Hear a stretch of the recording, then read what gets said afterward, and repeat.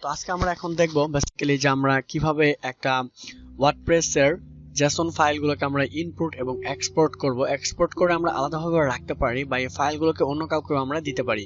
So সেটা কিভাবে করা যায় এবং এই ফাইলগুলো ধরুন এটা একটা ওয়েবসাইট, এর ফাইলগুলো আমি কিভাবে ইনপুট করব এবং এক্সপোর্ট করব সেই বিষয় নিয়ে আজকে কথা বলবো।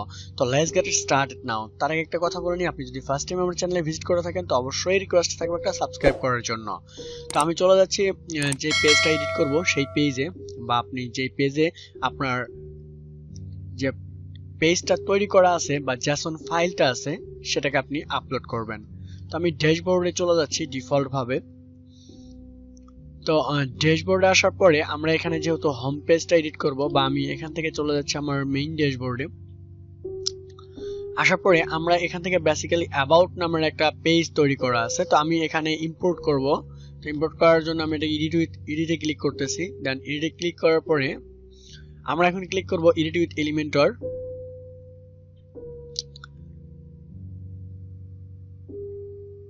এখন পুরো অ্যাবাউট যে পেজটা আছে, অ্যাবাউট পেজটা আমার সামনে ওপেন হয়েছে। দেন আমরা ফাইলে এখানে ক্লিক করব। এই পাশে ক্লিক করার পরে এখানে দেখুন পেজ, মাই টেমপ্লেট, ব্লগ, এগুলো অবশ্যই ইন্টারনেট কানেকশন থাকলে আপনি এগুলো দেখতে পারবেন। দেন আমি এখানে ক্লিক করতেছি ইম্পোর্ট টেমপ্লেট। এখানে ক্লিক করার পরে এখানে দেখতে পারতেছেন import template to your library. So এই যে জেসন জিপ ফাইল টেমপ্লেট, আমি এখানে সিলেক্ট ফাইলে ক্লিক করতেছি।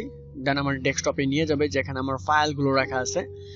সো এই ফাইলগুলো আমি এখান থেকে আমি এখানে ওয়েবসাইট দেন ক্লিক করতেছি। এখানে আমার অ্যাবাউট নামে একটা পেজ তৈরি করা আছে, এই যে জেসন ফাইল পেজ, আমি এটাকে আপলোড করে দিচ্ছি। তো এটা একটু লোডিং নিবে, লোডিং হওয়ার পরে এটা আপনার আপলোড হয়ে গেছে এই যে অ্যাবাউট আস পেজেস। সো এটাকে ইনসার্ট করতে হবে। ক্লিক করলাম ইনসার্টে, এখানে কিছু রিকমেন্ড দেখাবে, তারপরে ইয়াসে ক্লিক করে দিবেন। দেওয়ার পরে আপনি দেখতে পারবেন আপনার অ্যাবাউট পেজটা এখানে সেটআপ হয়ে গেছে। এটা হচ্ছে এই যে আপনার অ্যাবাউট পেজটা এখানে সেটআপ হয়ে গেছে। এটা হচ্ছে আপনার এভাবে একটা প্রসেস। দেন আমরা এটাকে ইম্পোর্ট করা কমপ্লিট হলে আমরা এটাকে এক্সপোর্ট করতে পারি। তো এক্সপোর্টটা কিভাবে করব? এক্সপোর্টটা করার জন্য আমরা চলে যাব নিচে, আবার ফাইল অপশনে ক্লিক করব। করার পরে এখানে আমরা এই যে সেভ নামে একটা অপশন আছে, এখানে ক্লিক করব। করার পরে এখানে একটা কোনো নাম দিবেন। তো নাম দেওয়ার পরে আমি সেভে ক্লিক করার পরে এই ফাইলটা সেভ হবে। যে নামটা দিছি ফলো রাখবেন, এই যে নাম, এই যে এটার নামে সেভ হয়েছে। তো এখানে ক্লিক করবেন, এই থ্রি ডট আইকনে ক্লিক করার পরে এখানে ডিলিট অপশন আছে এবং এক্সপোর্ট আছে। তো এক্সপোর্টে ক্লিক করলে কি হবে এটা দেখুন, এটা বলতেছে যে লেফট দিস সাইড।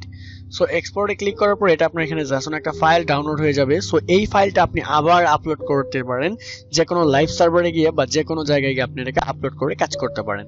সো এটাই হচ্ছে বেসিক্যালি আপনার এক্সপোর্ট এবং ইম্পোর্টের বিষয়টা। সো যদি কোনো জায়গায় না বুঝে থাকেন তো অবশ্যই কমেন্ট করে জানাবেন। Thank you so much watching this tutorial. আর যারা জানে না তাদের জানার সুযোগ করে দেওয়ার জন্য অবশ্যই টিউটোরিয়ালগুলো আপনি শেয়ার করে দিবেন। Thank you so much.